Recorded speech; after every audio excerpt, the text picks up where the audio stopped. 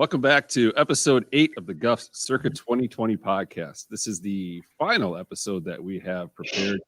It's been a great journey so far. We've heard a lot of great stories from the band, a lot of behind the music, and obviously a lot of contributions from the gentlemen that are joining us here tonight. Morgan, Goran, Dan, how you guys doing tonight? Thanks for joining us. Thanks for having us. It's been a fun ride, and it's been awesome that you've been willing to tell our story. So it's just too bad that it was just the three of us telling it, and our drummer. Yeah, you guys have a drummer, right? He was too cool, I guess, to join us, but that's okay. Well, hey, he always wanted to be a front man. That's probably what it is. Well, this episode we'll just tell stories about him. How about that instead? So he's got no response. Early on, he thought it'd be cool if he had like a drum suit. And then he would be like just dancing, just like playing his drums and dancing up front. So, but we love him.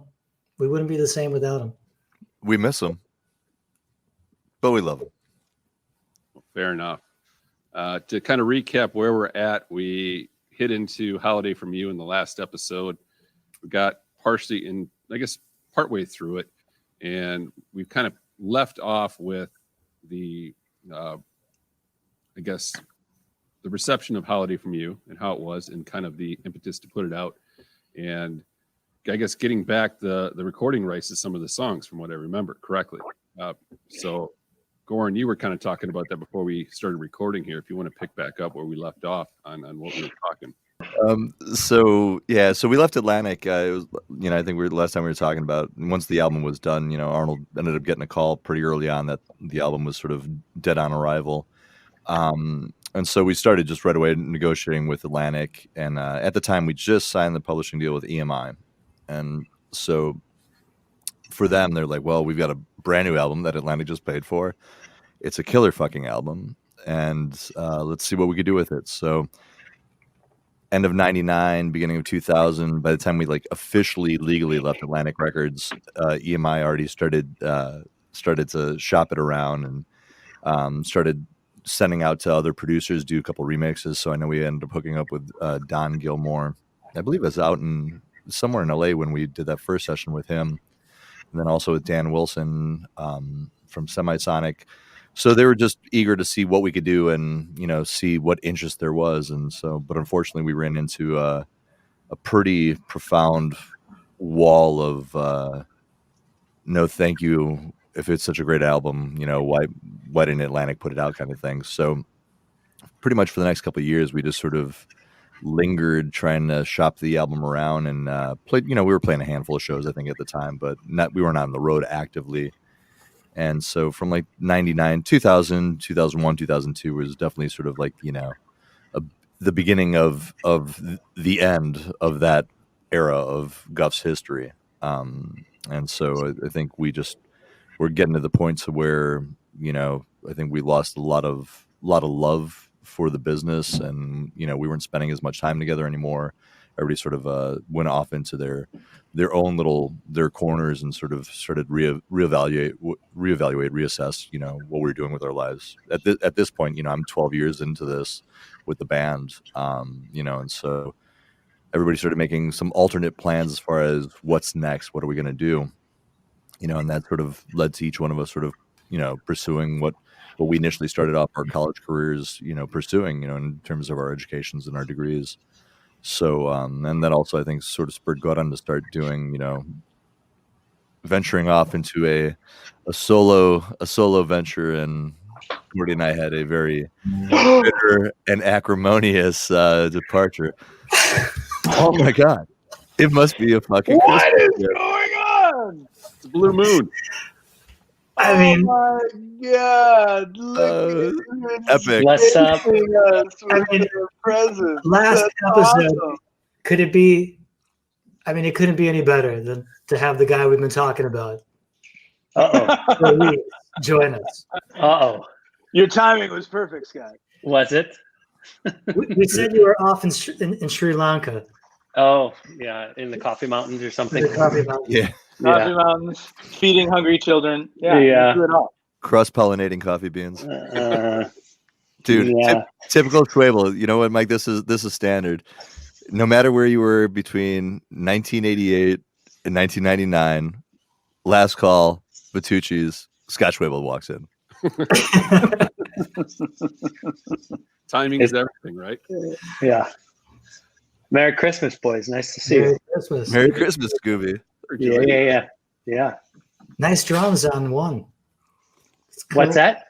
I said great drums on the new song. Oh, yeah. Another sick Scott Schwabel beat. It's crazy that we can do that and not be in the same room. Yeah, or in the same state or anywhere even close. Yeah. Yeah, Now, thank I you. missed last week, G, but you played it for everybody, right? We did it. You did an acoustic performance, right? I did, and everybody loved it. Yeah. Wait till everybody gets a load of the final version.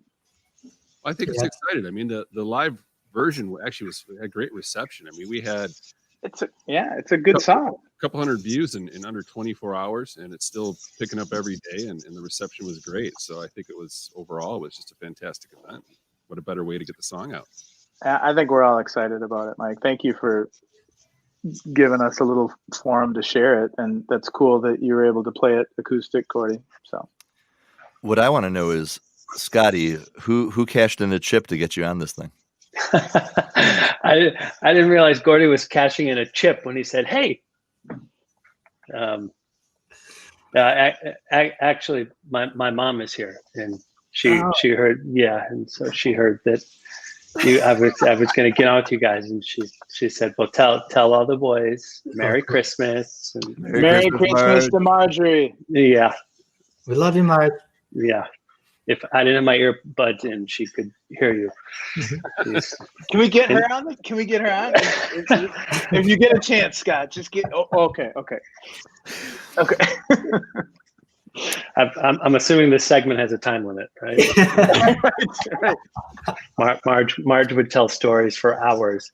I remember when the boys stayed at the house. Uh-huh. She won't remember the name of the band, but when we played when we played with no, she'll remember our name, but she won't. I remember the time everybody stayed at the house, remember, and wasn't done. I think we played with the Goo Goo Dolls at the Armory. Totally in Peoria, right? In Peoria, yeah. Palmer College, what was that? Yeah. What's that? The School of Chiropractics, or what was it? No. That was Palmer University in Iowa, but it was Bradley University in Peoria. There was I forget the other theater that was there that we played a handful of times, or twice at least. But yeah, it was the Goo Goo Dolls performance where we all crashed at the house. So there was going to be some surprises tonight, and I think this is the biggest one we've had so far. I mean, thanks for joining us. Oh, you're welcome. Thanks for having me. And so we've just kind of been going through the albums, talking a little bit about the stories behind it, and right now we're coming out of Holiday from You.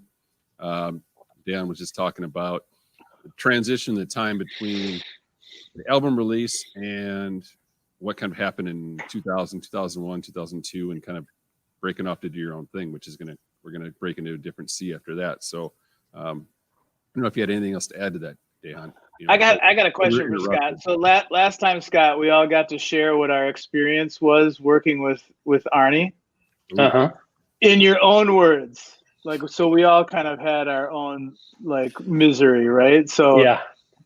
Tell the people what it was like trying to track drums for Arnold Lonnie. Scotty, Dan's was the entire time we were doing pre-production. Yeah. I love this guy. He never said one thing about the bass. Part. And then all of a sudden, you remember when it's getting time for him to track? He's like, "So, Danny, do you ever play with your fingers?" Oh yeah. Yeah, the pick player. That's like asking somebody to speak Chinese. Or have you ever thought about not playing a Rickenbacker? He hated it. So all of a sudden, right. We talked about how we each had our moments where all of a sudden we thought we were in his favor. Yeah. And when it was time for us to do what we had to do, it was like, okay, just hey, G, do you think we can? Could we change the key on that song? I'm like, how much higher do you want me to sing? Yeah, it was always like the shit-filled Twinkie with Arnold. It's like, so I like, that's good, but No, he was intense. Obviously, that was our first foray into working with a producer who took us to task.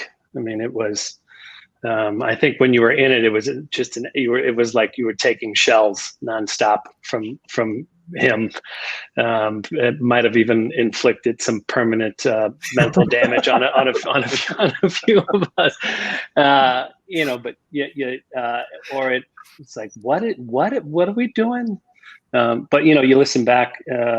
I'm sure the guys said. I mean, it's a record to be absolutely proud of. The musicianship, we grew so much as players. And having that be the first experience with working with somebody like that who was so musical as well as a production. I mean, my goodness, he was way ahead of his time. I mean, we were on the radar system. I mean, the digital side of what he embraced. So it was an absolute workout, though. It was like a dogfight with him. But when you did something that everybody, including the guys in the band, were like, "Whoa." It was definitely a great experience.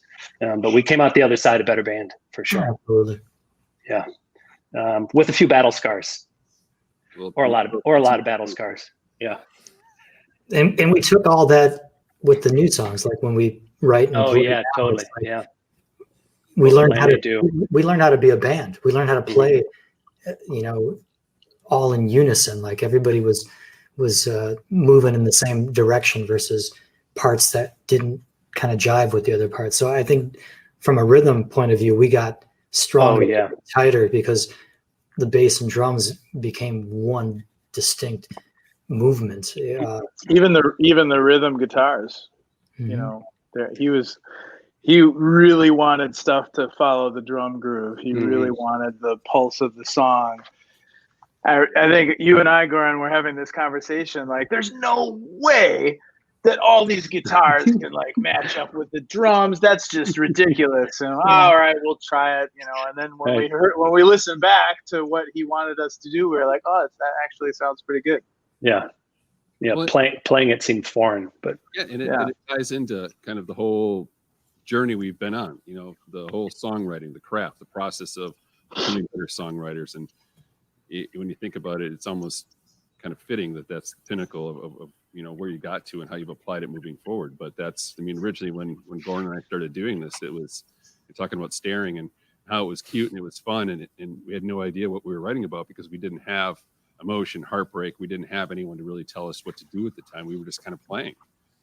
So it's very interesting to hear from that point to this, because you start to you took something out of it and you're still applying it to today's music, which is obviously is very cool because it's a continual process. So it wasn't really a question, that was just kind of more of a statement. But Holiday from You I can listen to. Anything before Holiday from You I listen to. It's like looking at a bad old picture of yourself with was my hair really that did I do that with my hair? But Holiday from You I can always go back and go, gosh, that was good. Like that was that's what we became. My hair never changes. Yeah. You're lucky, Mo. You're lucky. So Scott, one of the questions we had, and since you're here, was a lot of the album art, which I know this whole episode's gonna be about you, Scott. So right, it is. I should have got a drink. We got ground to make up here, man. So let's go back to the very beginning. We got 2 hours of material, so yeah. But just briefly though, a lot of it was, a lot of the inspiration behind some of the art, and I know you were, very involved and did pretty much most of it. Is it more of a, I guess, where did a lot of that inspiration come from? I have to put these on so I can see everybody's face. Like, okay, God. Just kind of explain that process to us and how you kind of developed some of the album covers and the art that was included with it. Oh boy. Good question. Yeah. Didn't know what you got. I think much like, us as a band, figuring out, sort of the graphic side was growing, as we grew as a band. So the Gufs Atlantic debut was sort of the first album cover that sort of had some really significant time put behind it. I mean, Songs of Life, it was the statue in Chicago, near the University of Chicago, that sort of was, trying to be a metaphor for the collection of those songs. Staring into the Sun, I think it's just trying to figure something out. It's like, oh my goodness, it's our first record. Computers were new, and let's figure out how we put this stuff together. We had a good friend who did photography for us, so it was kind of like, okay, let's try that. Let's figure this out. And then at that, Staring into the Sun, I mean, when we put that out with a CD, that was like revolutionary. And people were, it's hard to believe that much time has passed, but the idea that this small local band from Milwaukee was putting out a CD, that was like a big deal back then, because that technology was so new. I mean, cassette tapes were sort of what was the medium of, especially if you were like a local small band. And then, songs, we did that photo shoot at the Fountain of Time. Is that what it was called? Is that what it's called? Yeah, Is it Time? Yeah. When we did, and then Collide was, sort of, I guess when I look back, Collide looked a lot like we dressed back then. It was, it was sort of the height of grunge, and it felt sort of very thematic to kind of what was going on everywhere, including with us musically. And then, the Atlantic record was really the first one where we, the cover was designed, and it was an eponymous, so we kind of changed the title because we had released Collide on Red Sub. And then a handful of the songs got some rework, and then the record got a couple of more tunes for our debut with Atlantic. But that the eponymous title was really kind of a way for us at that point to debut ourselves to the rest of of America, I guess. And so that, that record cover with the sparrow, it was all designed to tell the story of what the band name was, if you kind of peeled back the onion on it. So, that record, I still think that was a really great record cover. Scott, connect the sparrow for folks. I don't know that we ever really talked about that in any of the older sessions. Oh, yeah. So the name of the band comes from the movie The Seventh, or we took it from the movie The Seventh Sign, which was a kind of a cult classic in the 80s with Demi Moore. And the movie was about the 7 signs of the apocalypse, and or sort of the end of the world. And in the movie, and as the story goes, the 7th sign, the Guf, is the Hall of Souls in heaven, and God becomes tired of giving man a second chance, and a baby is born without its soul, and that's the 7th sign, which is the beginning of the end of the world. But before that, anytime a baby was born, a sparrow, they say that, the folklore is that every time a baby is born, you hear a sparrow sing. The sparrow sees the baby's soul floating down from heaven. So the sparrow is kind of, this symbolic moment in the story of the band name. So that's why that kind of adorned the central theme of the cover of the eponymous release for Atlantic. That's quality, Scott.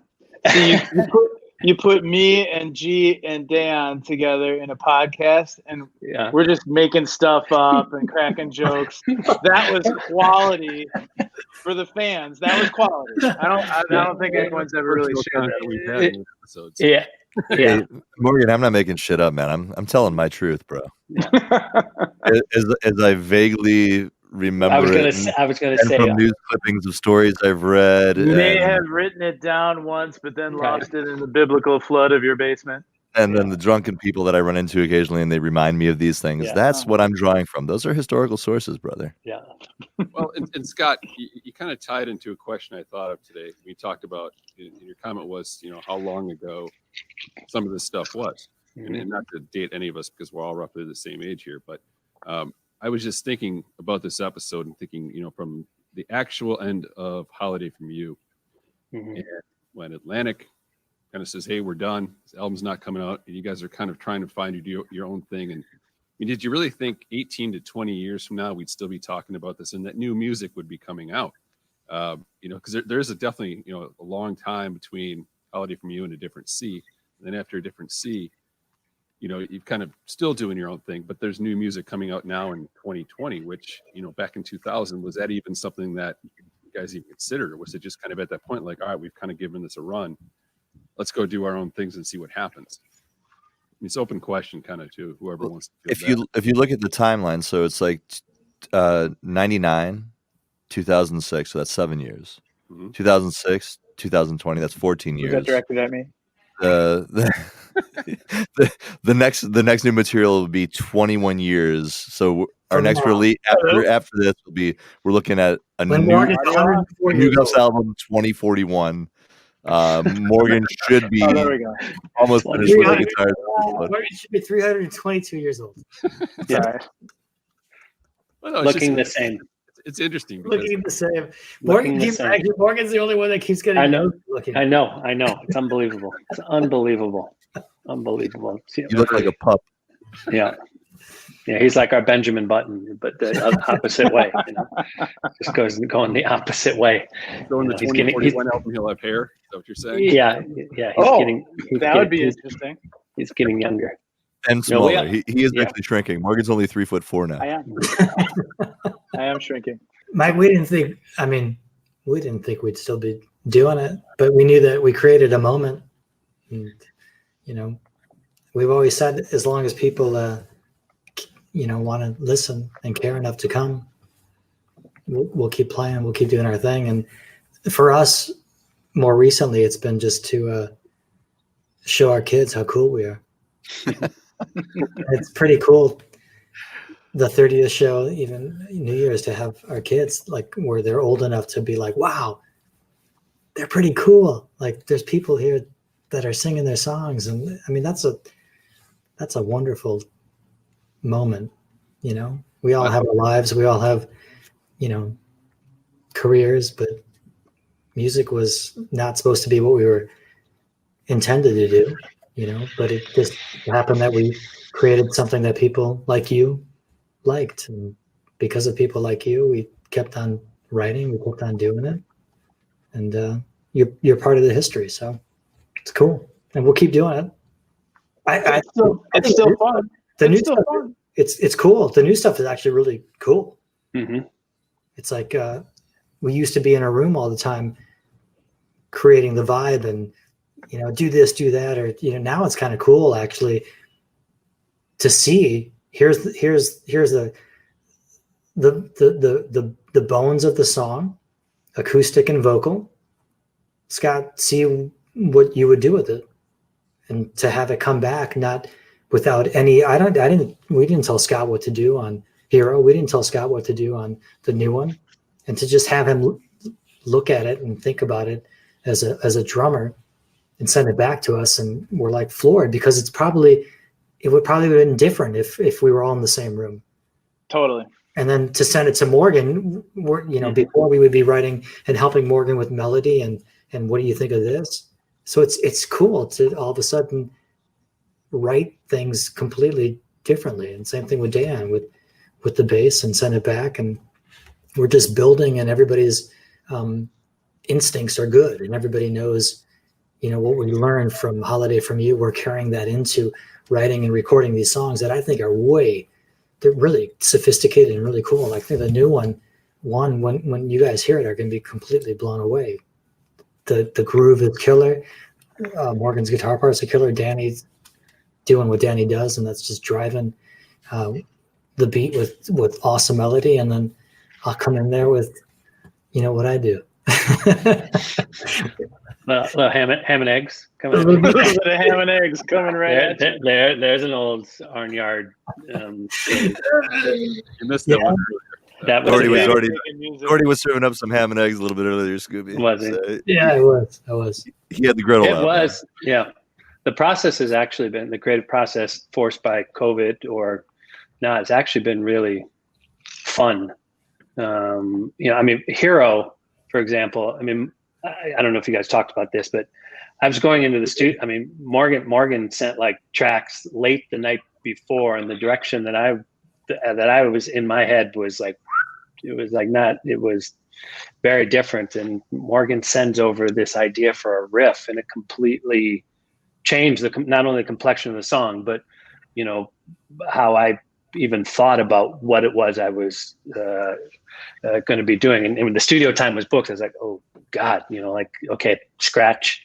It was the day before, wasn't it? It was the night before. Yeah. The studio time. Sorry about that. No, it was great because it made it way better, and and sometimes versus sort of the latest track, felt like it had a little bit, like I had a better sense of my rudder in the water of where to go with it, and I have fun being with the little mathy kind of drum groove, which I don't, it's also I think new for us, in terms of it's giving something fresh, to the songwriting. It's been a really interesting creative experiment, doing music this way. But we've been together for so long that even though we're by ourselves, the guys are always in the room. It's like you gotta go. You think about like, okay, how's Danny? Is there space for Danny? Is there, or how's don't get in the way of the melody. So, but I think we were talking about stuff that we learned from Arnie, but I think that's one thing that we've even gotten better at after Holiday from You is learning to not step all on top of each other. You listen to like Staring Into the Sun or even the Collide session songs. We really hadn't kind of figured that out yet, right? We're all over each other. And especially I think on this latest project with One, it was really intentional. Like the vocal melody is here and there's some guitar stuff over here and the rhythm works in and around all of it, right? So even though we're not in the same room, it's really cool how intentional it is. And I think when people hear it, I think they're going to like it. Well, there's obviously a magnetism between the four of you, which, to connect and to continue to make music, so 2006 or 2005, when you're recording Different C, what was the catalyst behind coming back together, putting out a new album? That was an interesting one. That was an interesting too, because it was completely different. I like to think of that as the section that broke Dan's. Totally true. Because here we are, we're without a label. We're years removed, and we decided to be creative because I've got a bunch of ideas, and it was. I mean, how many solo albums can you release? I think at that point only one. So a lot of the writing, because we weren't together, was A Different Sea was coming from me. But what inspired it was Beautiful Disaster. Dan and I, obviously, being brothers, we hang out a lot. Not back then. We didn't. Yeah, I historically like him a lot more than he likes me. But we've got to give a little bit of historical context for that album because, like, if we rewind it, Mike. So, being the resident historian, I got to get a bottle. You go right ahead. He knows he could always just sort of like leave the studio as well, so we don't have to see his. Look at it. He's in his bathroom. He's got a liquor cabinet. Unreal. I was going to say, I was surprised he had to even go anywhere. I thought it would all be like right here. It's like Zoom protocol. Absolutely. There you go. Oh, there you go. Ooh, there. Yeah, now you look good, man. That Circle's got the same sort of shorn top. He does have the perfect head for he both. Really does. God, yeah. Lucky guy. Yeah, you guys don't want to see me both. Yeah, or me. Oof. Yeah. Extra large ugliness. Well, luckily, I'm a big Scotty and I are a big fan of knits and accessories for the dome. It's still there. I've still got it. It's still there, but yeah. They actually knit those hats. Yes. Go to gufwearables.com. If anybody wants a knit hat, just reach out to Circa 2020 and Scott and Dan. They collaborate. They actually send the fabrics back to each other. And you can embroider your name right in it. Oh, God. Anyway, you were saying. Yeah. So back to just feel free to edit this all out, Mike. So I hope Morgan's not doing a Tubin over there. So this little political reference, Jeffrey Tubin, look it up. It's on YouTube. There he is. Yeah. So after like 2002, we started, everybody started drifting off doing their own thing, because after playing music for the better part of 10 years and making a living off of it, we were forced to everybody started just going off doing their own thing just to make a living, because now we had to pay rent and we're not playing shows regularly. And we left our label. We still had to deal with EMI. We left the manager, I think, at some point right around there as well, our new manager, Peter Malkin. Post 9/11, just a weird time in the world. Just weird, bizarre. Weird. Yep. So I know we were like at that time contemplating whether or not we were going to continue. We had like some conversations where, Scott's like, well, I think I've, time to move on. Morgan thinking time to move on. Gordon's still writing songs. And I wish he was here so I could see his face when I tell this story. But he started writing a batch of new songs. And he's like, hey, I'm writing some new songs. What do you think? Maybe we start something new. I'm like, yeah, dude, totally into it, And so Gordy and I start, playing on tunes that he's written. He ended up getting was Jason Birkin from the String Beans. And what was the other band that Jason had after the String Beans? Killer band. He was a lead singer. Snowbirds. Well, Snowbirds was the third band. What was the band after String Beans? Yeah. Yeah, that's the one I couldn't figure out. It'll come. Dakota Ring. Dakota Ring. There you go. Dakota Ring. And so Jason was up from Green Bay, and then Gordy recruited Matt Lieben, who is just a resident Milwaukee stalwart and just fucking, the John Bonham. Wicked drummer. Yeah, Milwaukee. Wicked drummer. Yeah. So we get together and we start playing these new tunes that Gordon's writing, and I'm all excited, man. It's like cool vibe, a little bit different, but and then playing with Jason and Matt, it's like totally novel. You're like, wow, this is crazy. This is the first time I'm playing music with new people in 14 years. And as we're going back, you were still in high school technically when the Gufs were going at the very beginning, right? Yeah, in '88, that was my we started the first semester of my senior year, which was '88, and I graduated in '89. And so, and I played with a couple bands like the first couple years of the Gufs, but then after that, just focused on the Gufs. And now fast forward to good choice of high school bands to join. Yeah, I'm telling you, man. I'm telling you. Out of all of the ones, this one's been a good one. And Uniforma Youth, you're going to drop the name? You're going to tell the name? We did. I think we dropped the Uniforma Youth in a previous podcast. So we covered a lot of history. Yep. Right? You're all good. It's all on YouTube, Scotty. You can catch up, man. So after this episode, after we finish recording, we want you to do your homework and go back and see what we've done. So Gordy, I'm sharing the story about us starting to play with your new music and Matt Lieben, Jason Birkin, and throwing around a couple different names. Gordon liked the name Pilot really well. He's like, dude, I really like that name. Pilot's sort of cool. And, so that's where we're sort of going. We ended up booking a show at Summerfest. And then, I don't know, maybe a week or two prior to the show, Gordy's like, hey, man, I know we were talking about like doing this, like a new band thing, like post-Gufs thing, but I really think I just want to do this as a solo project. And I'm like, okay. He's like, yeah, I'm just going to call it Goran. And I'm like, okay. But like Goran. But Goran. It's like Goran. So then we ended up having one of our epic non-physical Gallagher altercations where I basically told him to go fuck himself. And then I said, well, good luck, man. Find another bass player. I'm done. And then I think it was a couple days prior to I don't know if you actually ended up getting somebody else to try to sit in and learn some of the tunes a week before Summerfest. But then he ended up giving me a call. He's like, dude, you got to play the show for me. I'm like, all right, man. I'm playing the show, and that's the last one ever.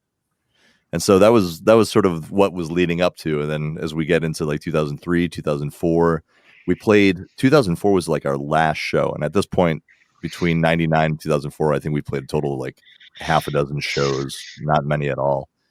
And in 2004, 2005, my son was born. And so for whatever reason, Gordy, and after not seeing Gordon for a while, after not seeing Scott for a while, they ended up coming down and hanging out at, bought a house just on the west side of Chicago. And they came out one afternoon. They were like, it's, kid was just, fresh little kid. He was born in March, and they came down like, I don't know, he was just maybe 6 to 8 weeks old or something like that. And we're just sitting out on the back porch and having a drink. And, at this point I went back to school, so I'm full on into graduate school and stuff. And they said, hey, what do you think about maybe doing a new Gufs album? And at this point, sort of all the animosity towards my big brother, my older brother, actually shorter, but older brother. Want to stress the older brother. So they came over to our house, and we proceeded to work on a new album, which again was, for me, a fucking epic disappointment. But I think it turned out. Now, my experience was totally different. So I can't even remember. You guys have been talking about it during the summer, obviously. And Goran, I think you had been sending me songs, but I had no idea kind of where it was in the process. All of a sudden, I had just had twins. I had infantile 2 babies going on in the house, and it was time to track guitars. And right, Goran, is that kind of the time frame that it was early spring of 2006, right? Is that when we were finishing tracking?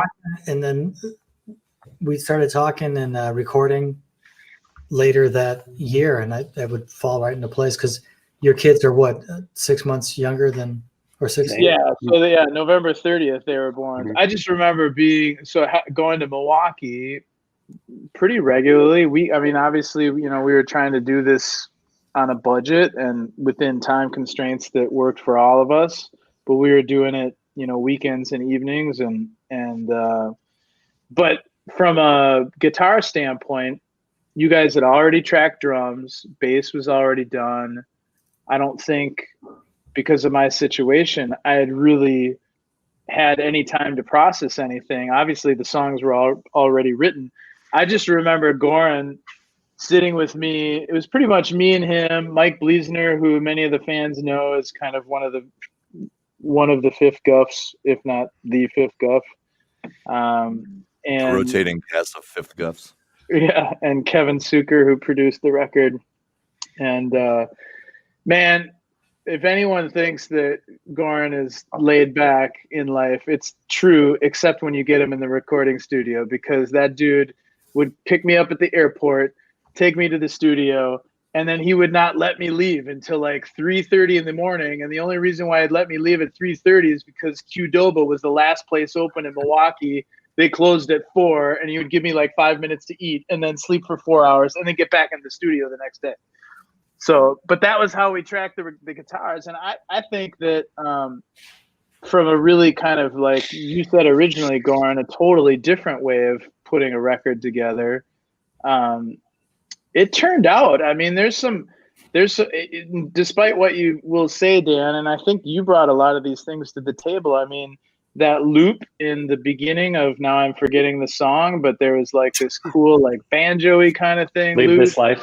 Leave This Life. Yeah, Leave This Life. Like there's some really interesting, cool moments in there that I listened back to it, and it's got a legitimacy and an authentic cast to it that a lot of our other records don't, and I don't hear in a lot of stuff that I listen to, frankly, out there. And so I don't know, it's got a special little place for me, that particular record, even though it was kind of stuck together and there was some weird stuff going on in all of our lives and relationships. It's pretty cool. I don't know. Yeah, for me it was just more of an odd, when Gordy and Scott and I sat down and had that conversation, then we ended up, one of the first songs we had was a song I wrote, Leave This Life. And then, it was like, typical, hey, that's cool. Let's sort of put it through the Guff mill and make it a Guff tune. And then Gordy and I actually sat together and wrote Beautiful Disaster, and I think Extraordinary, like in one setting. And so, we had those 3 songs, and then we get to the studio, and I think, again, because just the way that things were at the time, I'm teaching at the time and working on my dissertation, Morgan's up in Minneapolis, Goran in Scott. Goran's, I think, at Chicago at that time, and then Scott's up in Milwaukee. So I know we were like sort of recording, tracking things sort of separately. But I remember getting to the studio, and so we sort of recorded the first couple tunes. And I'm like, all right, cool. What songs you guys are going to work on next? And actually, all the songs were actually already done. All the drums were already tracked. I'm like, come again? And I literally had to learn every song that wasn't one of those three in the studio as I'm sitting down and recording it. Which, yeah, that was my experience as well. Yeah. Yeah. So that was a little, going from the Arnie Gristle mill to the to sort of again back into the grinder, like going, what do you do with it? So this, fast forwarding now to what we're doing now, it's a lot more refreshing to actually write a song and then send it off and then get it back and then have the time to sort of go, okay, this is what I'm going to do with this. At least from a musical standpoint as a bass guitarist. Yeah. Yeah, from a writing point of view, it's way cooler to be in the room, but it was what it was. We were in 4 different states or living different lives, and that's what we had. So we didn't have the luxury of sitting in a room and for a month and writing songs. So here are some songs, and let's record and be creative, and everybody can kind of put their imprint on things. But it wasn't the way we wanted to write it, but it's still a really cool album when I think about it. Like songs like Stars and Beautiful Disaster and Leave This Life. I mean, there's a lot of cool songs. Is it the way that I'd want to write things, or I enjoy things as much as that we're doing right now? No, but it's a moment, it's a snapshot in time, and you kind of put it out there, and it is what it is. So. Yeah, I mean, there's a couple of songs on there, obviously. I mean, Beautiful Disaster and Extraordinary. I mean, those are core songs in the sort of arc of who we are. I mean, if you're thinking about, if you're putting together sort of probably people would say, okay, what's the set list for the band? I mean, there's some songs on there that, are in that, for our version of Essentials, if we had an Essentials, there's some songs. Thank you for not saying greatest hits. Thank you for not saying. Yeah, no. It was an interesting time for sure. New fathers, transitions in life. Still, it was an interesting time.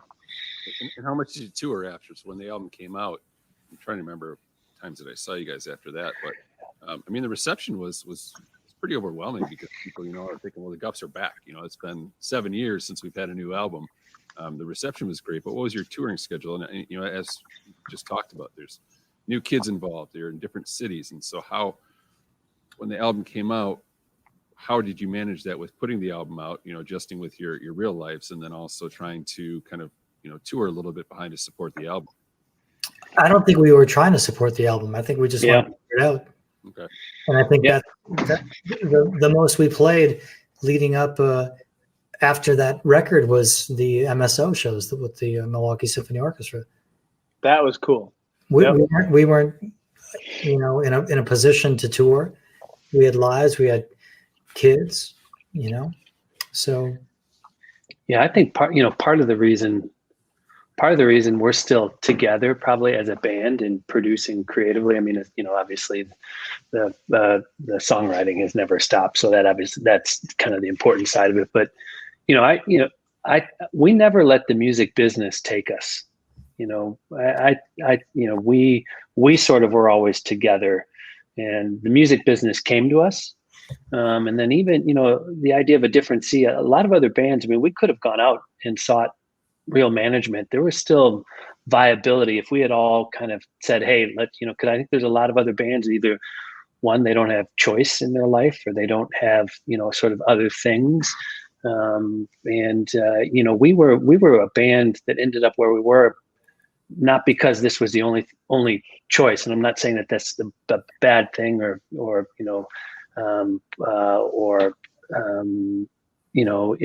isn't a way to do it. But, we were always together with each other first, and the music, the music was who we were, and the music industry came to us. And I think that if we had, gone after, we could have gone out and found management. We could have tried to shop the record and tried to go out and slog it and go on the road. And we would have been able to, pick up touring slots and, travel around the country, but it wasn't what sort of was in the cards for us. And I think that's why we're all still together, is because we didn't let the music business chew us up. And who knows if we had, what could have happened for, the band, or, from a writing standpoint. But I do think that's part of why we're still together and still making music, is because we've kind of just chosen to stay together. The other interesting thing too, Mike, back to your question, is at the time, we recorded the album. I think we recorded it and started in 2005 and then finished up 2006 and then released it 2006. And that actually coincided with sort of the beginning of, the internet 2.0. I mean, Facebook is coming out, all of a sudden digital platforms are starting to come out. At the time, we just sort of, because I was in school full time and these guys were all doing what they needed to do to get by, I had a lot of time to sort of take the reins of helping manage the band. So we were booking shows, but we were maybe doing 10, 12 shows a year. We were doing a lot of festivals. We played a couple shows pretty much from like 2006 to 2010, 11, a handful of shows. We played down in Chicago a couple times, Double Door. We played up in Minneapolis. We played at the Nomad up there, and sort of Madison and Milwaukee, Green Bay, and those kind of sort of like the 94 corridor all the way up to Minneapolis. But we also, at the same time, digital platforms are starting to come out that you could actually manage yourself and get your music out there. So that was one thing that we were able to do. And I think sort of go back to our roots and do it more of a, do it yourself approach to things, to where, all right, we're playing. We really don't need to be out there, slogging off and just like doing 5-6 shows a week to make money. So we were just sort of being a little bit selective and doing a lot more, either festival shows or, street fest and those type of things. So, I remember we did one for Mike Idle, right over on Downer, which was really cool, right in front of the one bar over there and stuff. And so we're being selective of it, and then sort of, again, that sort of ran its course until about 2011. And then at that point, we sort of, I think we hit our wall, and it was back time for everybody to go back into their respective cocoons. So there was a series, or one I would say that is memorable, I believe was 2008, was a concert that you did with the Milwaukee Symphony Orchestra. How did that come about? Were you contacted by them, and how did the whole collaboration become, something real? You want me to answer? Yeah. Okay. So the symphony show, we actually did 4 shows throughout the city of Milwaukee. We did one at the lakefront, and then the Borner Botanical Gardens, and then in the historic Washington Park band shell, and then at the Milwaukee County Zoo. So there's a really great and highly respected orchestral arranger from Milwaukee, Hal Leonard, Global Publishers in Milwaukee, and I had been doing some work with them post holiday from you. I got to kind of crank back through the memory, and I'd gotten to know Larry Moore. Larry Moore was doing a symphonic arrangement for Hal Leonard. I don't know if he was sort of one of their staff guys, but it was sort of an idea to do something special and do something that no one in Milwaukee had ever done. And to this date, no one has ever done anything like that, or has the MSO ever done anything like that. And we was a different C first, and then the shows, yes. Right? Yeah. So yeah. we had players from MSO. There were arrangements written on a different C, and some of the players from the MSO played on a different C, and so we had really beautiful string arrangements, and that a little bit planted the seed, and then through the relationship with Larry Moore, is the arranger's name, sort of put a handful of pieces together. So I had a relationship at the MSO that I went and pitched the idea to, and they were sort of curious enough about it. And then we needed to put funding together, and So we went out and got U.S. Bank and Target to put some money up to put the shows together and pay for, the MSO and the whole production side of it. Anyway, and it was really great. It was really a fun sort of creative experiment to hear a guy like Larry Moore take alternative rock music and build these just ridiculous, complex symphonic arrangements to our music. And so we kind of he's based out of Milwaukee, and I would work with him through arrangements. We'd pass them back to the guys, and everybody would listen to them. And for me, the sort of like holy shit moment, I don't know if you guys remember this or not, but we went into rehearsal, and the conductor is a guy named Stuart Chavez, and coincidentally both Larry Moore and Stuart Chavez have gone on, and now this is sort of what they do. They've done a lot of contemporary artists and cut them to pops arrangement, and have gone on. I was gonna say that I've seen them do, and others do this, but after we did it, first, maybe we were towards the front end of it, but it has been done similarly to what we did, right? Yeah, we were really the prototype that helped the two of them build sort of a resume to take this to other artists, and they've worked on countless sort of contemporary artists doing, and it's become sort of a thing now, but it was always our joke, even back in the day, if you want to become famous, like just tour or open for us. Everybody kind of went on to be more famous than us, or go on to work at the top of their game, whether it was sound engineers or bands we played with or musicians. It's always kind of the joke among the four of us is, if you want to be famous, either open for us or work with us or for us. And, but just don't be us. Yeah, just don't be us. Yeah. And anyway, so we were rehearsing the arrangements. I believe were we doing them at the Douse at my house, and then at the studio. We were kind of, as we were working through kind of the arrangements for the songs to do the show, we got to our very first rehearsal. I think was it our only rehearsal with MSO, and Stuart goes, "Okay, let's take it from measure 131 or 132," and we're all like, we all blank and look at each other. And I said to Stuart, I'm like, "Stuart, we don't know what measure 131 is, and he had to like hum it for us. And I mean, I remember it being kind of nerve wracking. It's like, oh my God, like playing with, even in Milwaukee, I mean, these are absolutely exceptional, classically trained musicians.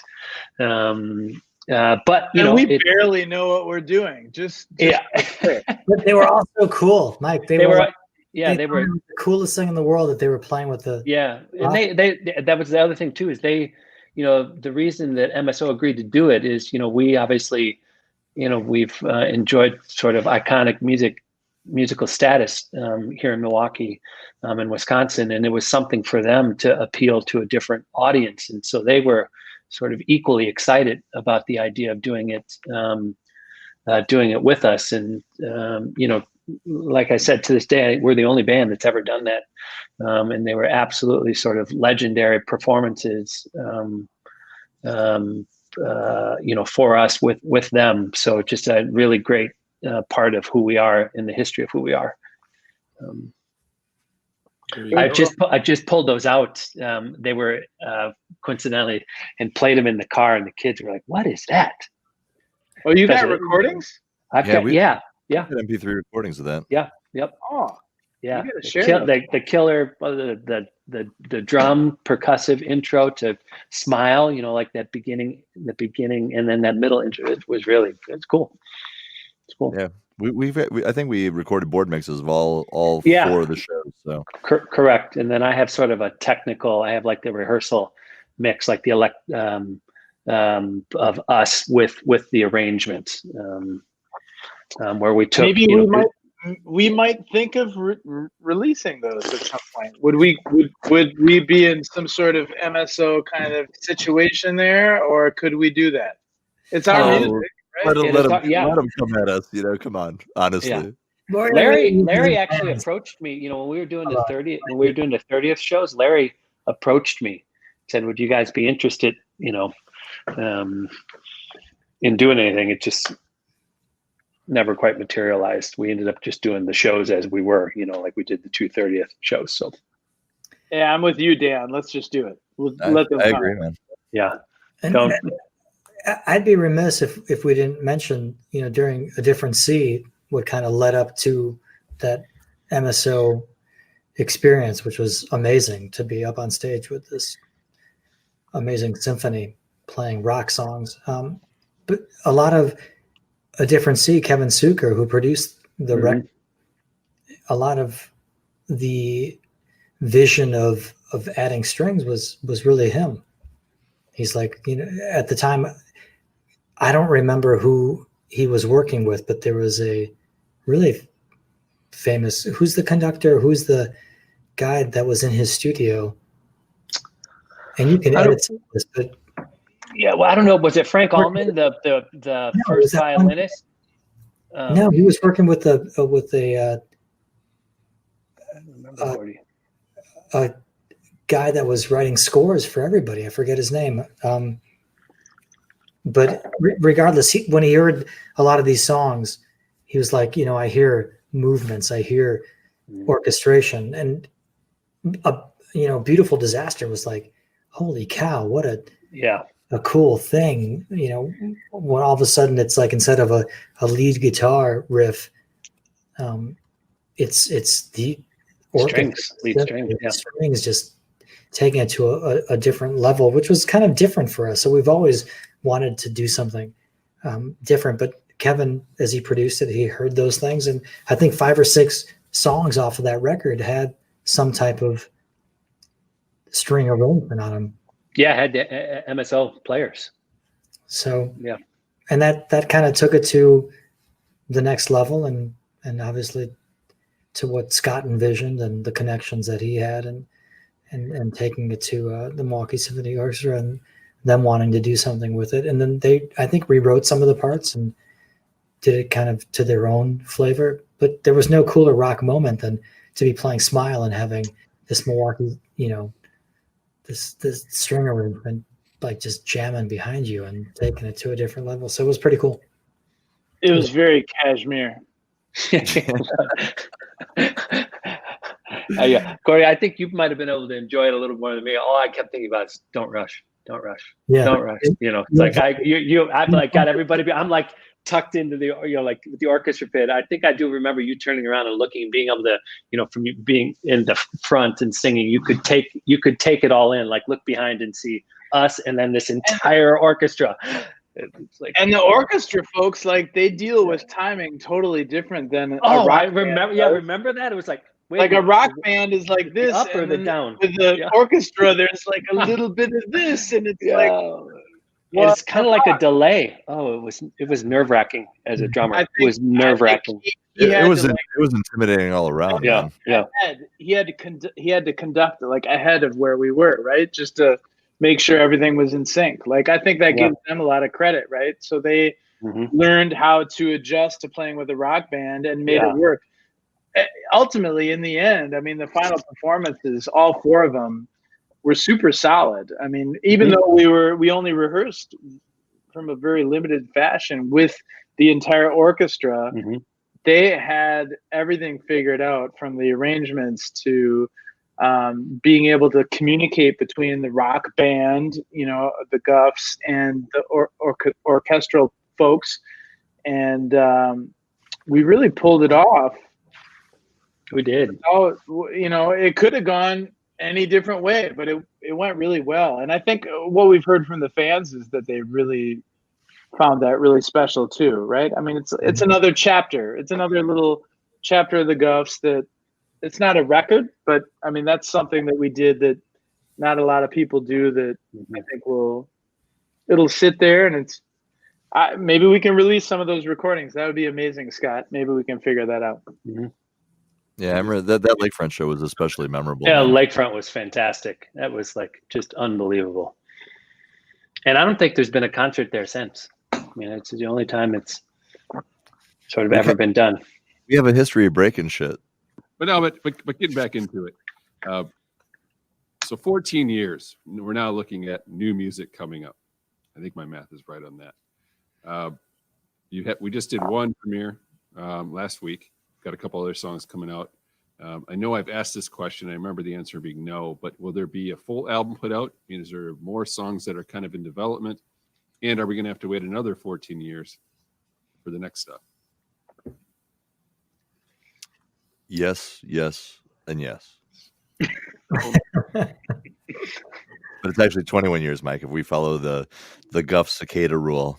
7 years between Holiday and Different Sea, 14 years to the new music. It's going to be 21 years then to anything we do after this set. But to us common folk, it's only 14. So we heard 2006. So okay. And that's when we're going to start wearing more color instead of all black. We're going to be like the Rolling Stones. Maybe some purple. Scarf. Purple. Some yellow. Some red. Some yellow. We're gonna switch to satin. Some satin fabrics. We're just going with it. We're just Yellow. Every year is whatever. It's different. If we're inspired, we'll write, we'll record. We didn't plan on doing Hero. I was just like, hey, Dan, what do you think of this? And he's like, okay, cool, let's write it. Then we sent it to these guys. I'm like, cool, let's record it. And then Scott Starr helped kind of put it together because we wanted it to sound different. And none of us have been in the studio with Scott Starr except Scott. Yeah. So it's been kind of 2020. That's just how 2020's been. It's not the way that you write and record music where nobody's in the same room, but we'll continue to be creative and do things that we think are cool and that you guys will like. And, we enjoy being together. So it gives us an excuse to hang out, which is fun. And the 30th show was an awesome reminder that we created something special in Milwaukee. And, we'd like to keep doing that. Let's just play. We'll play once a year and rock it out for you guys. And we can bring our kids and think about what we created in the 90s, because you guys helped us create it. It's not something that the four of us did,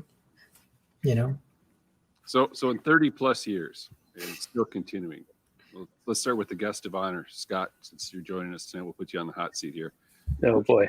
Looking back, what's your greatest memory of everything that you guys done? And I know the catalog is huge, but if you could narrow it down to one or two things, and when you look back and you think of where you at, what's your thoughts? And what do you think is a memorable experience of 30 plus years of making music?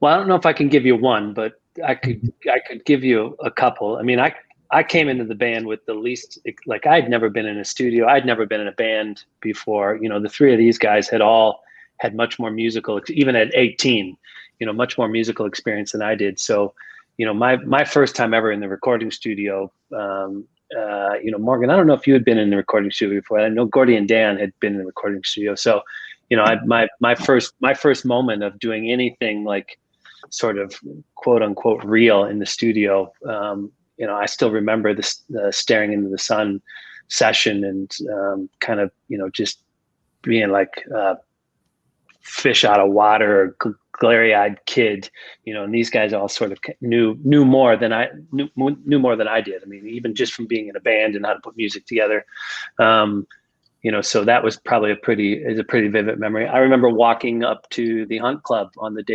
debut of the Songs of Life CD release and being absolutely blown away that there was like a line around the block and people were like, there was this moment where all of a sudden we realized, whoa, wait a minute. Huge snowstorm. We thought because of the snowstorm, nobody was going to show up, and it was sold out plus.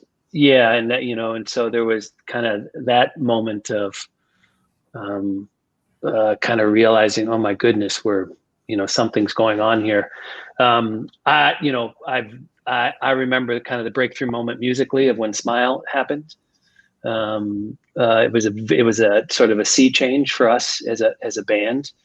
I don't know if you talked about that, Danny's revolt against a ballot that turned us. Yes. Okay. And then the infamous ballot revolt of '94. Yeah, so there was the duality of Smile and Crash that were kind of really pivotal moments in who we were musically. Recording at Smart Studios, that was just for Collide, whether it was the fact that we were upstairs or we were downstairs and Garbage was upstairs, and kind of the moment, I mean, just the moments we were living, you could tell that we were on to something. And then that, turned into ultimately the Atlantic signing. I remember the PAC show with Coleman and Casanelli coming backstage and, having all the label interest. That was sort of exciting. Obviously Toronto was just kind of, it was a very challenging part of life, and the stakes were really high for us as a band at that point. And what came out of it, I think we can all say that we're really proud of what came out of that. And then a few of the moments in between it and the 30th. I mean, the fact that you look out there and you see people who have grown up with you and they're there with their kids, or maybe there's even a handful of generations. And the fact that we're all still here. So how's that for a long answer to a simple question? That was perfect. That was a good answer, Scott. Clockwise here. Morgan, you're up next. Same question. Well, let's just go in reverse. I mean, I'll start with the fact that we're all still here. I can tell you from my standpoint that, we all, it's not just limited to me or Scott or Goran or Dan or, we all have a lot of different inputs in our lives, right? But I can speak for myself that what we are able to do on a comedic level, like somebody said, like, I haven't seen you for like 2 weeks. When we all get together, I've noticed, Mike, on this specific podcast, you've hardly spoken at all. And that is a testament to the fact that when the four of us get going, like nobody can shut us down, whether it's music or if we're just like shooting the shit about whatever, the last, Austin Power movies revival. I don't know. But the four of us have something that for some reason has not only brought us together at an early age when we really didn't know what we were doing, but also kept us together through all sorts of stuff. And you guys have heard it here. You've heard a lot of the stories. You've heard about some of the things that were tough, and you've heard about some of the things that were great. And I think for any band, it's never all good. It's never, all woe is me. I mean, there's a lot of in-betweens. And for us, for me specifically, I think, especially as someone who joined the band late, right? I was not the original guitar player. We call him Morgan the Usuper. Yes. Even though maybe it was only for like 3 months that you were without me, but whatever it was. But, for me to be able to come in as someone who had to like learn 30 songs in 2 weeks to play the first show, and then be able to be a part of, like we heard about a lot tonight and some of the other shows, so many different versions of like, how do you document your craft? How do you document who you are as a songwriter? How do you document who you are as a bass player, a drummer? Who do you document what you want to do as a guitar player, given the limitations that you got? And it really seems to me that after 30 plus years, literally, and having, like Goran pointed out, being able to share this with our children, having shared it with our parents, our grandparents,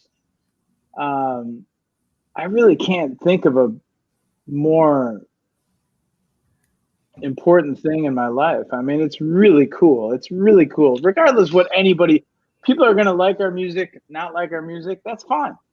I think we like our music.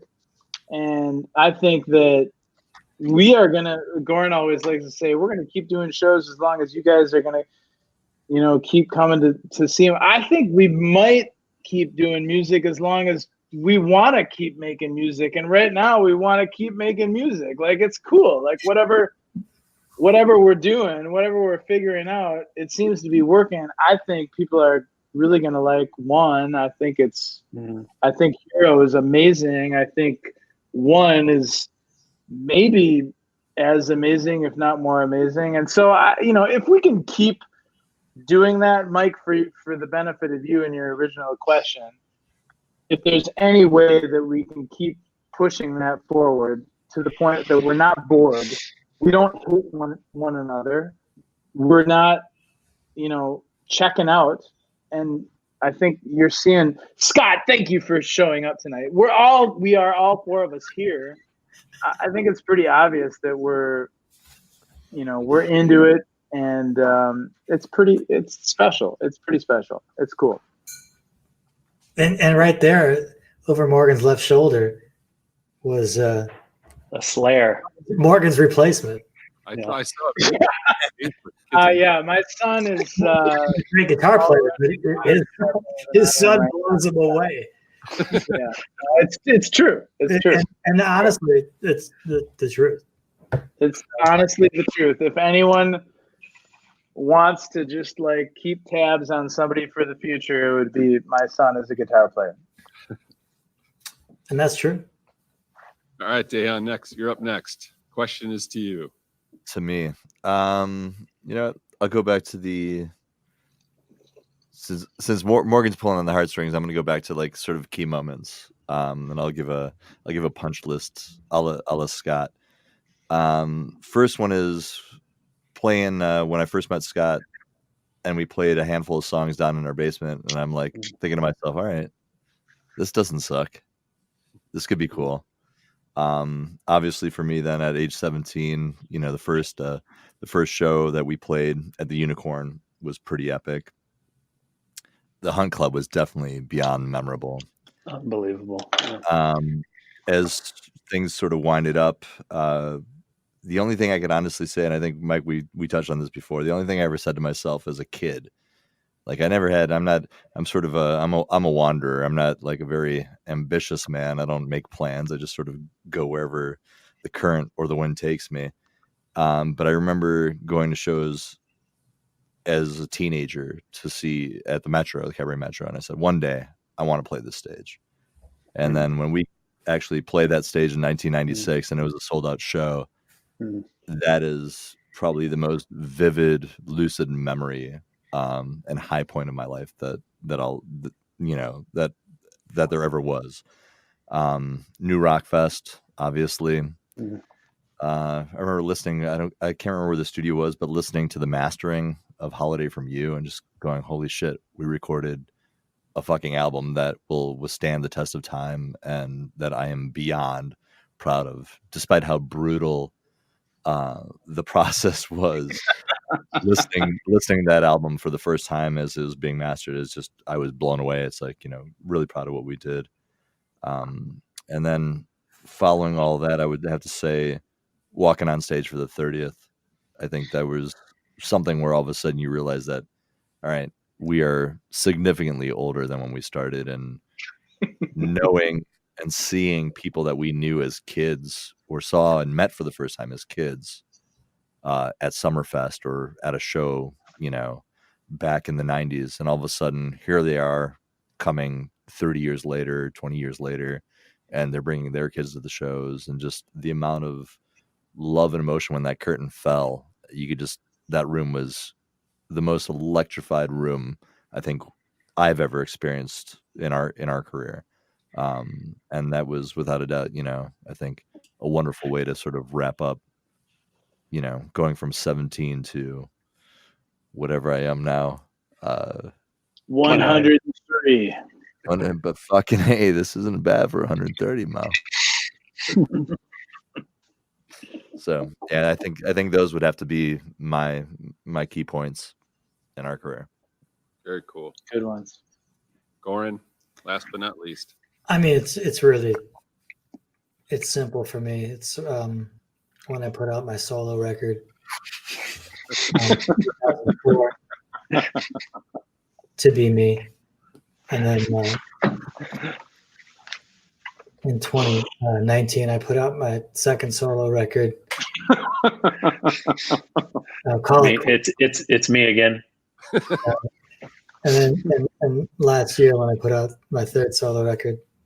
Hey guys, again. It's Goran. Remember me? Goran. Knock, knock. It's me. There's one moment that I think we've missed. If I answered the question, I'd just be talking the same things that we've all kind of hit so far. You know, New Rock Fest was cool, walking on stage. Getting signed was amazing. Working with Arnold Lanny Holiday for me was amazing. There's so many awesome moments, but we got inducted to the Wisconsin Hall of Fame. I mean, who would have thought? Aside Al Jarreau. You know, that was a super cool moment.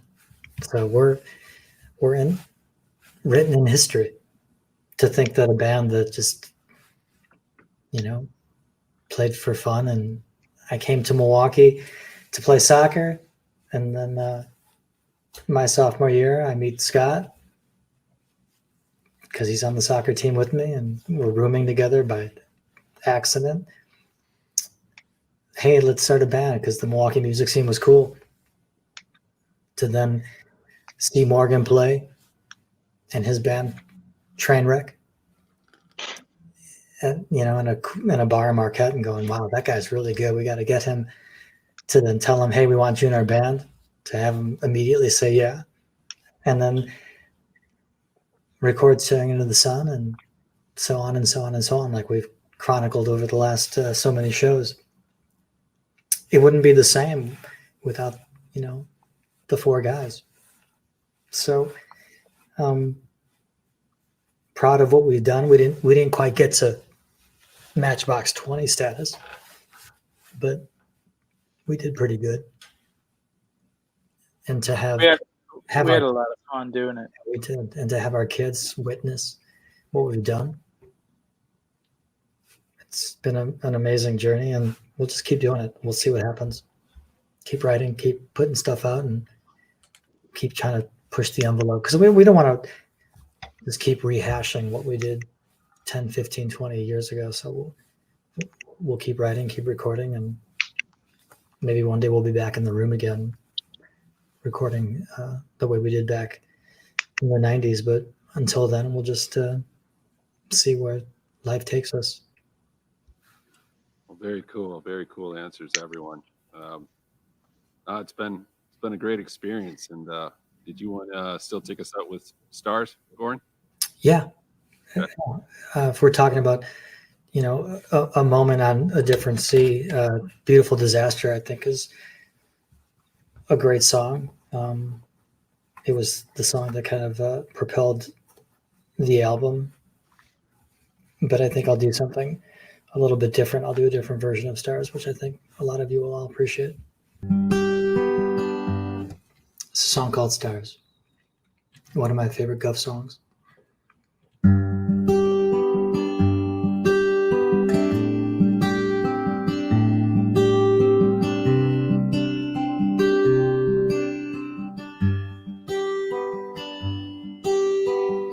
Two o'clock on a Friday morning, heard a voice, thought I heard the phone ring.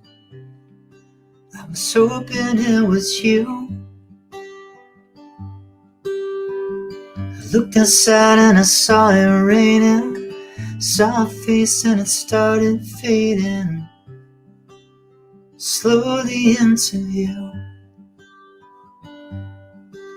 If time could just stand still, I wouldn't let you walk away. I'd find the words I meant to say.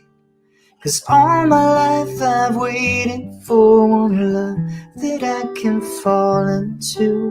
And every line of every song I hear reminds me of when I first saw you. When I saw stars, I saw stars, I saw stars.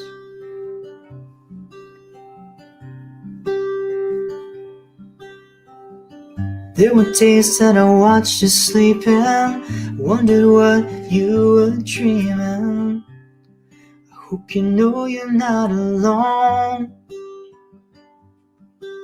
If time could just stand still,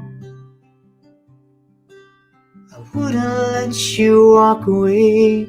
I'd find the words to make you stay.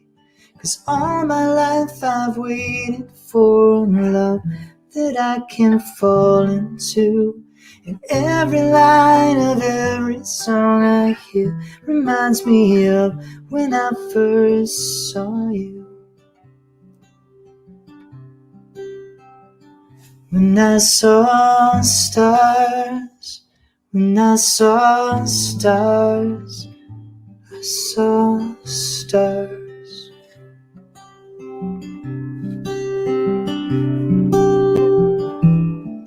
Have we made it through the dark? Are we in recovery? And will my broken heart ever start to beat? It's not a mystery what you do to me.